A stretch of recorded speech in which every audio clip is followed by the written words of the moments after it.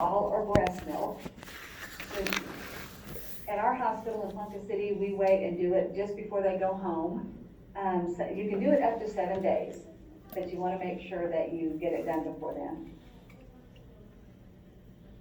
Then they have discovered that at the doctor's office, they'll test it again because sometimes they're not catching it the first time and the second test will. It's kind of like the two-step on the TB test. I don't know if you guys had to do this, but when I went for home health, we had to get a two-step process. You got one TB test, and then they waited a couple of weeks, and you got another TB test, and they were catching some that weren't caught before. So they found this also. So we want to make sure. The biggest thing, wow, it really limits what they can eat. The diet is really, really tricky. So a dietitian is a necessary option for them. They really need to have a dietitian because they're going to factor in all of what they need to meet their growth requirements.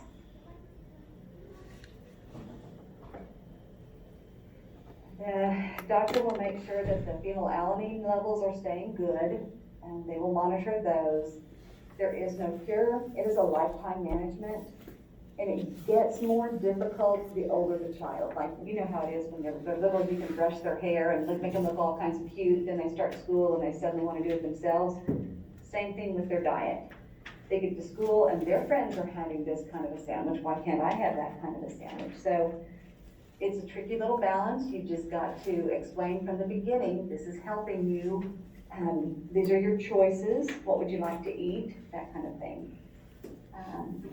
And then when they become teenagers, when they're hanging out with friends, they've got to decide that it's more important to be healthy.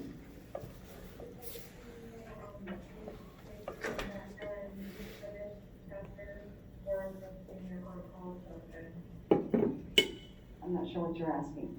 You're saying the screening that we do to all children, or just the person, the child who is positive? Are we focusing just on the infant part of that, or are we needing to realize that it's also? You know what I'm going to say, right? The answer is yes to all of the above. You should know what PKU is, that we screen for it, and what the limits on their diet, and that they need a dietitian, and that it is a lifetime management. Okay, we've already covered this. I don't know why this slide got in here, but it's here. So this is just a reminder, when we did the prenatal lecture, there are things that can affect the baby after they're born that were done prenatally. So, okay. I almost lift my fingers there. Couldn't get to them. GER, this is on pages 845.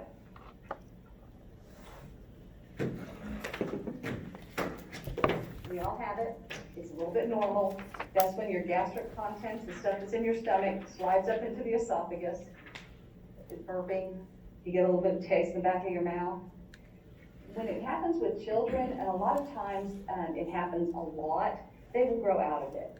When we start getting concerned is when they're not growing and meeting those developmental milestones. It says frequency and persistency may make it abnormal. My son spit up everything until he was 8 months, and he was a fat little baby, but I think I overfed him. So again, I just, if I'm gonna be a bear, I'm gonna be a grizzly, so. GERD is a little bit different. That's the disease. We're just talking about gastric esophageal reflux. So it says half the babies have it. Usually resolves. So for me as a nurse, and it doesn't have it in here, I don't know why. As a nurse, we want to make sure if they are aspirating a lot, that we're not feeding them close to bedtime, that we're leaving them so that they get propped up a little bit, so that they don't aspirate. It says at the bottom that it becomes pathologic or a disease problem when they are failure to thrive, which means they are not growing. When you plot their weight and height into a growth chart, which we do every time they come into the health clinic or they go into the doctor's office, we want to see where they're at in their age. If all of a sudden it drops off, we're going to be noting that. So that's why we always weigh and measure. bleeding because you rub the esophagus raw so they can start bleeding from the esophagus, or dysphagia.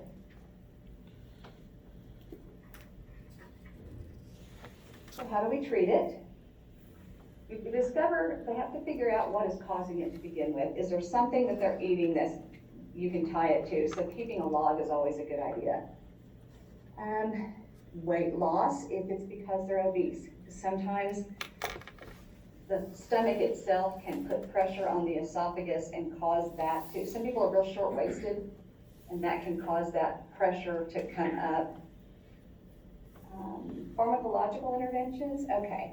So that's when you're gonna use your PPIs, your proton pump inhibitors, because that decreases the acid, your H2 receptors antagonists. You're gonna take those 30 minutes before food. So your proton pump inhibitors, not gonna do you any good if you take it at the same time you're eating. You've gotta take it before you eat. Usually it's once a day, so it's in the morning. And then there's things you can do. Thickening the formula. You can take a bottle and put a little bit of rice cereal in it and shake it up. There are little cereal feeders. I tell you, I did everything wrong with my poor son. He cried all the time from the time he was born, and I just knew he was starving, so I just kept feeding him. He just wanted to eat, and so I got one of those cereal bottles, and I figured out if I put a big X in the nipple, that he would suck that thing down in 30 seconds, and we were done. Well, I took him into the clinic the next week for shots, and he had tripled his birth weight. And he was only like a month old. So they said, do you have a cereal feeder? And I said, yes. And I said, can I see it? And I said, yes. And I handed it to her, and she threw it in the trash can. She said, okay, you're gonna bring him in for the next few weeks, every week, and we're gonna weigh and make sure he's doing okay. And I was like, okay, he won't stop crying, you know, that kind of thing. So you can overfeed them, and that leads to problems. And that did help. He got back to a normal weight, and he's my size now, so didn't hurt him.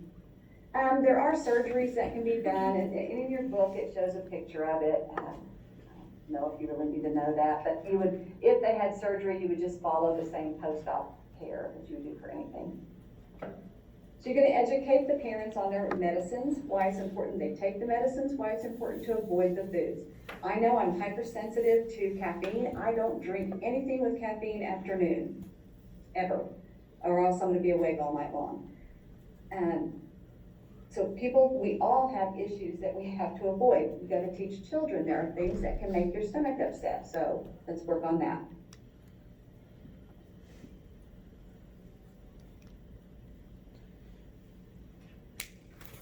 Peptic ulcer disease, pages 856 to 858, usually caused by a bacteria.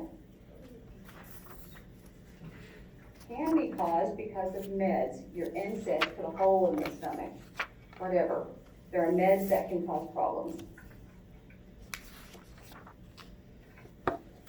It can be in a couple of different areas, the gastric or the duodenal. So your diagnostic evaluation, always start off with a history and physical. You want to know, when did it start? Is it painful? And then take the children, because they want to take their hand and go all over their tummy when it hurts, have them take one finger and point. Show me with one finger where the pain is. For your diagnostic tests, a CBC to make sure they're not anemic, stool for occult blood, and stool to see if there is a pathogen in there, and then there's a breath test they can test for the H. pylori. You'll learn more about that in the adults, but I'm not going to discuss the difference between primary and second and stress ulcers. There are just ulcers that develop, and we're going to treat them, and that's what your PPIs are going to do. So you want to relieve the discomfort, because if you've ever had that pain, it does hurt. So if there's an infection, we're going to give a medication to help with that, and we want to reduce the acid. You can have a surgery if it's really, really bad.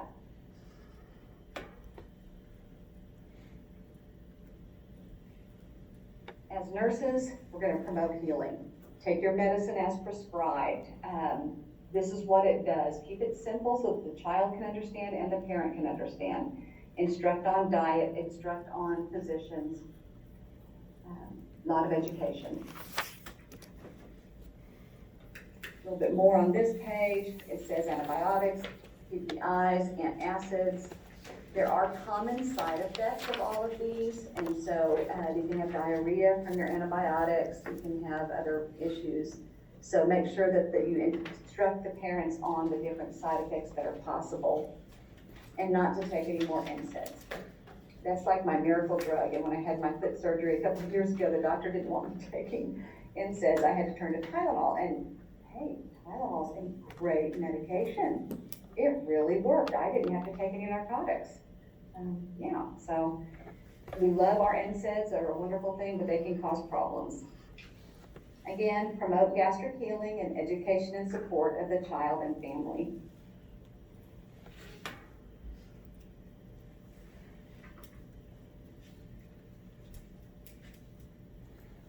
Oh, this is a fun one. So this happens usually with newborn babies up to 3 months. Don't know the date, times, just know that it's usually done in the early part of their infancy. On page 859 is a really good picture. It's a stricture or a stenosis, which means it's a closing of the pyloric, which goes into the stomach. So when that happens, they eat and throw it right back up, and they don't just throw up, it shoots across the room. It's projectile. Very, very, projectile. You can actually see visible peristellis because their stomach is so irritated. Failure to thrive because they're eating but they can't keep it down. Remember, they're throwing up. Dehydration. So we're going to be assessing them, their fontanelles, their mucous membranes, their level of consciousness. Your slide is wrong. I took the slide from the book and it's wrong. I did not write this up. And it's found on page 860 under metabolic acidosis. Change that to alkalosis. When you're throwing up all that acid, so your body, your pH goes up and your bicarb goes up. So it can lead to metabolic alkalosis. We'll talk a little bit more about that when we get to DKA.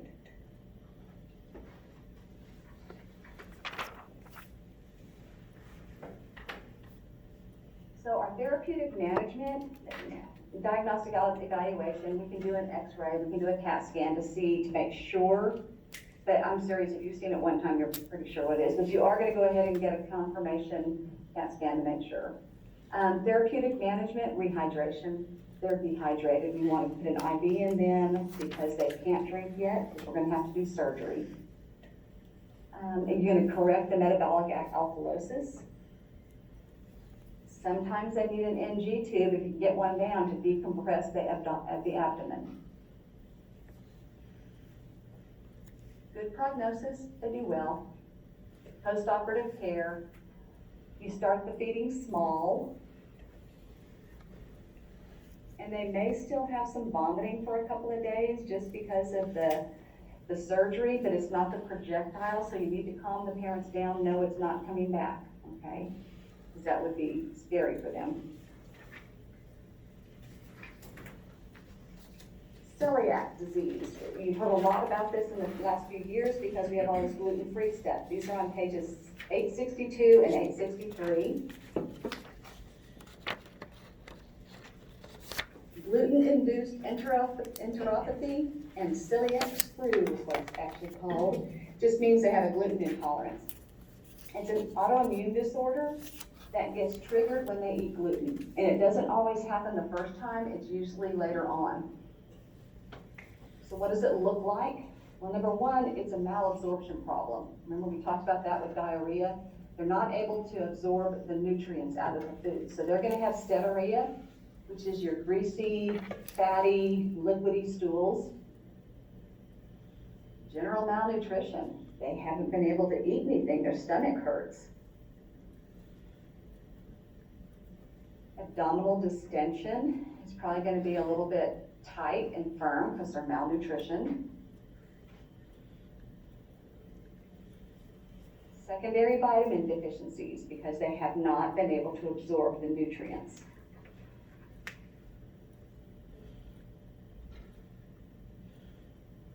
So what actually happens? The celiac disease, whenever it starts and they start having a gluten intolerance, it actually damages the mucosa of the small intestine. So what that means is, like, if you fall down and skin your knee, you know how sore that gets because it's raw? It makes your gut raw. It makes your intestines raw. It hurts. So we've got to get that under control. It's inflamed. And history and physical for your diagnostic evaluation. You can do a blood test. They can do a biopsy. So your management, it's going to be a chronic diet of eliminating gluten. And obviously we cannot eliminate 100% because there's always a little bit of gluten in things, but we can at least manage it. So we're going to teach them how to manage it. And when they start feeling better, that may make a big difference.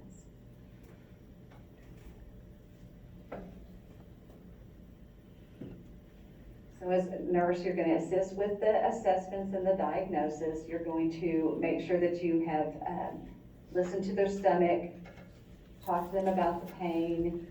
You're going to educate them about the diet and get them into some support groups. There's lots of them in your book. It lists several. And that they need to adhere to this throughout their lifetime. This is a game changer for them. But it is manageable. This is a wonky one. Okay, on page 872, there's pictures, and if I am such a visual person, I have to see it. If you want to look at it, you can, because it's not going to make sense. Every time I read about this, the first time I did this lecture 6 years ago, I was like, I don't get it. So, atresia means that there's an opening that is now closed. So you know how our trachea and our esophagus are open so we can breathe and we can swallow food? It fails to connect.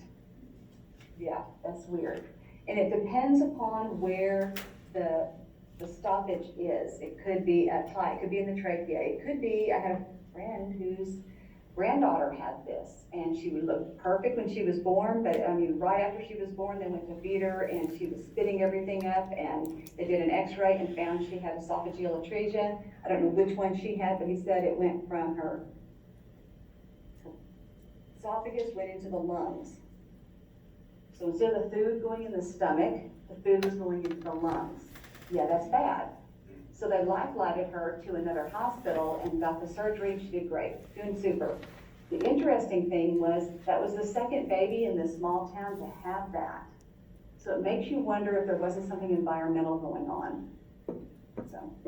So anyway, you can look on that. It's kind of different. This is an emergency. They're going to have surgery. That's your bottom line. So what you're going to do is you're going to start, you're going to make sure that they're breathing okay and that they're not in distress, and treat that disorder first. You're going to start an IV. You're going to make sure they're positioned where they don't aspirate, and they're going to be NPO because they're going to surgery. We got to fix this. So you can diagnose it by looking at it because there's obviously something wrong, but you want to get an x-ray to confirm.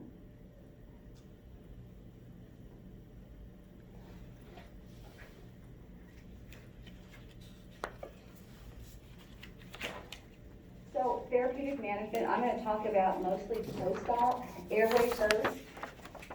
Going to make sure that you breathe, surgery, NPO, position for adequate drainage of secretions. So you're going to be assessing and monitoring, suctioning if they need it. Make sure they're staying warm. They're still newborns. You don't want to stress them. Make sure the fluid electrolytes are doing well.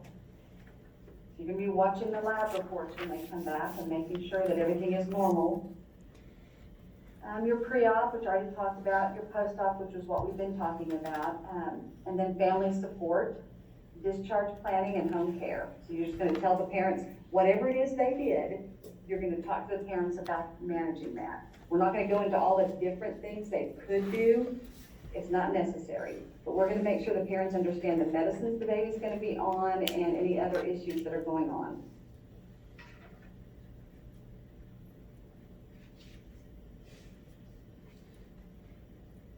So the slides that are on promoting optimal health during toddlerhood, we're gonna fly through those. So I'll give you page numbers. 407 is for your optimal health during toddlerhood. I think it's funny that they always like to say the child needs 3 meals and 2 snacks.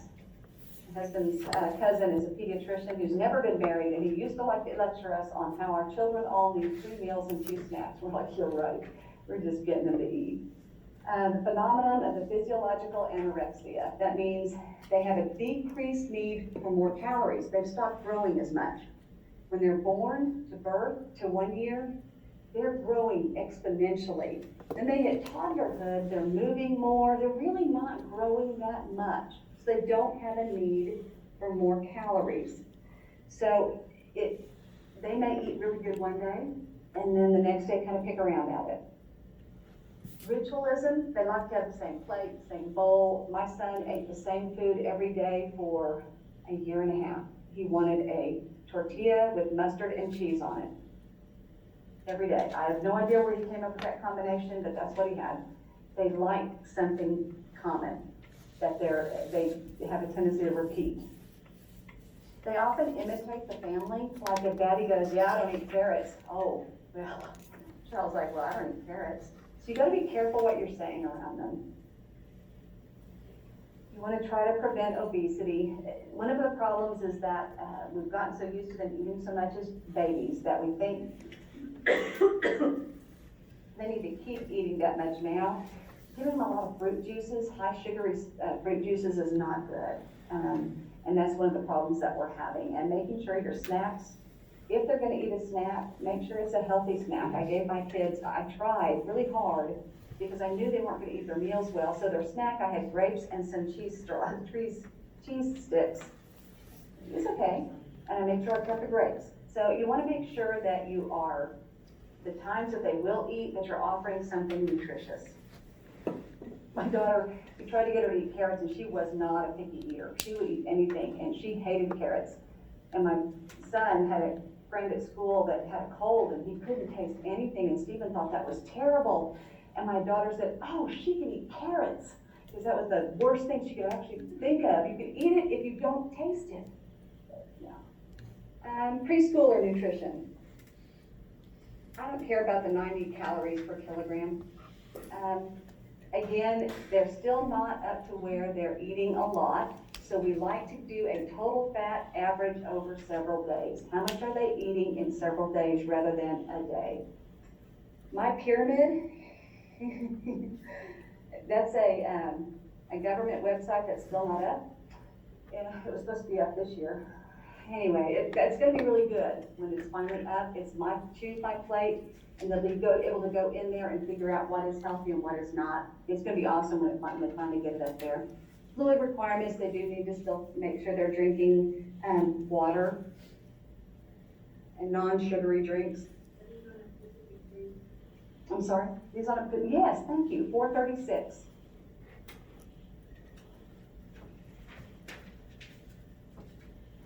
I have a note on here that says nursing about box, alert box. Oh, nursing alert box. Let's look at that on 436 and see why I wrote that.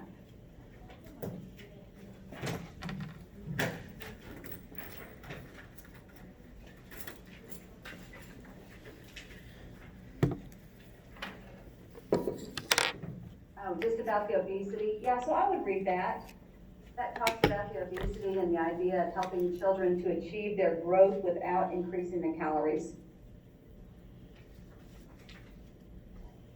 Early childhood. When they ingest injurious agents on pages 440 to 450. You can read through there and see there are several things that can cause problems. Cleaning supplies, cosmetics, plants. I told you about the hand sanitizer, gasoline. The biggest one we're going to camp out on for a second is lead poisoning. Lead is never normal in the body. If we were to test you, you should not have an elevated level of lead. Hang on.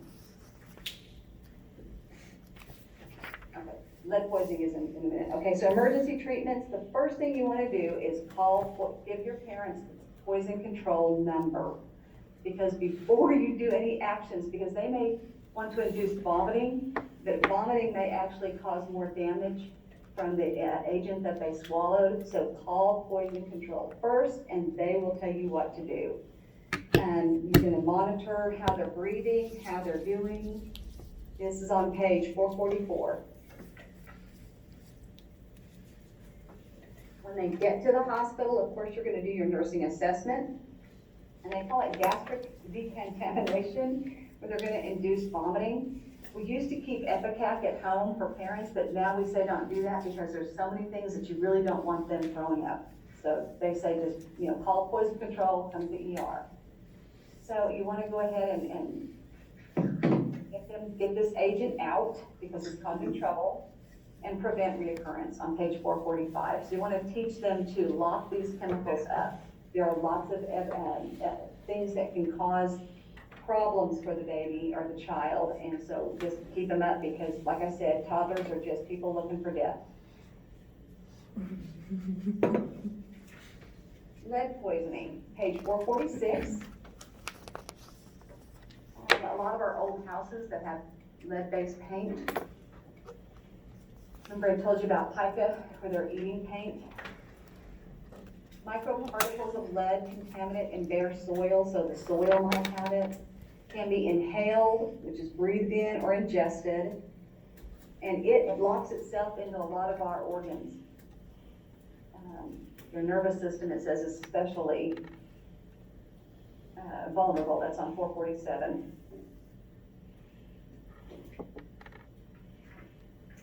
So, we're going to talk about treatment. It's rarely symptomatic. You're not going to go, oh, that kid looks like he has lead poisoning. So the Pediatric Society wants you to do a questionnaire at the health screening whenever they come in between the ages of 1 and 2. And if the screening brings up any red flags, then you're going to investigate even further. So if they have lead poisoning, if you suspect lead poisoning, then you're going to do a lead level. And then down below it on page 448 is chelation therapy. You only give that if it's greater than 70 micrograms per deciliter. Otherwise, we're not going to start this because this is pretty hard on the body. It has side effects. That's page 450.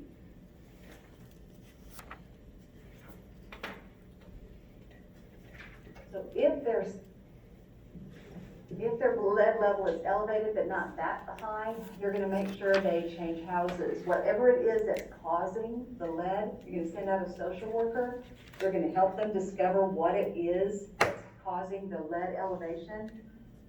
Then you just want to stop the exposure. But once it gets up to 70, it's already starting to embed itself into the organs and brain and all that, so you want to go ahead and do that therapy. Pretty good prognosis. Prevention is always the better thing, and making sure they get their screening. That's on page 449.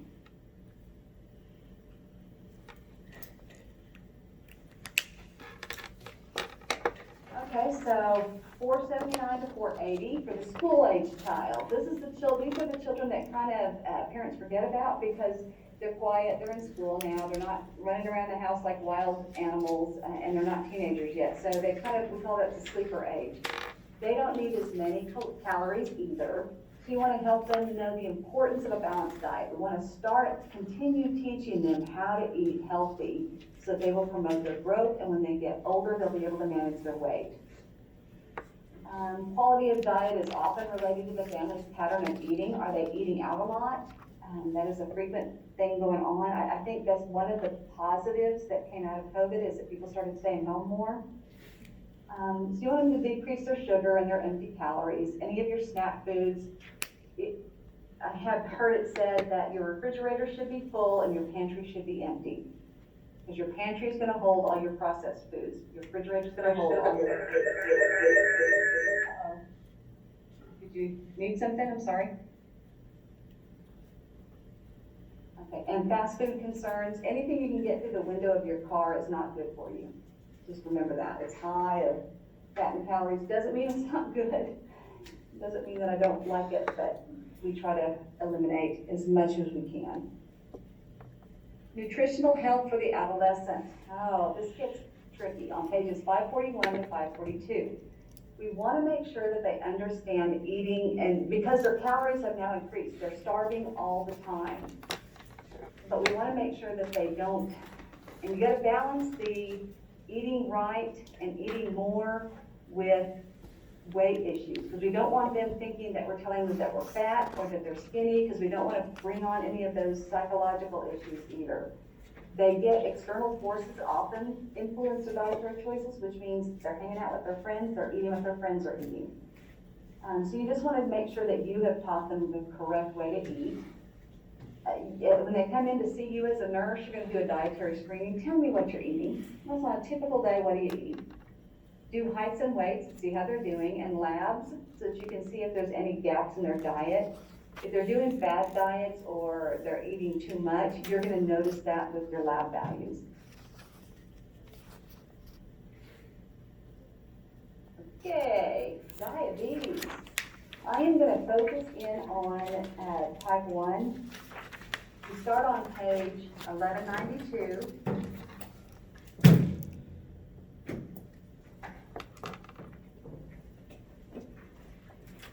So this is an issue with, you guys have had this before, so this is basically a review.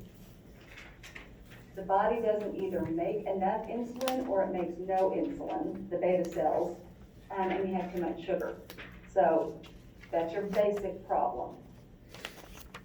It is common in disorder in children, however, we're now seeing more of the type 2, which is the ones that they still can make insulin, but because of weight or other issues, they aren't making it as much, they're insulin resistant. I'm gonna ignore that maturity onset diabetes of the young. I never could find it in the readings. I read the whole thing. I never found that in there. I found it online, but it's not important. Just remember the one, type 1 and type 2. Type 1, they have no insulin. There was a destruction of the beta cells, so they cannot produce insulin. They are going to be on insulin the rest of their lives. The type 2, they may need insulin to get it under control, but they might be able to get off of it if they get their weight under control and get to exercising. I have a question. Yeah. It might not be important to this, but at what age does type 1 usually kind of manifest itself? Like, when are you able to detect that? They normally say it can happen at any age, but the typical time in your book, it says between 10 and 14. But here's the kicker on that one. It's usually type 1 can be triggered by an illness, because they have looked at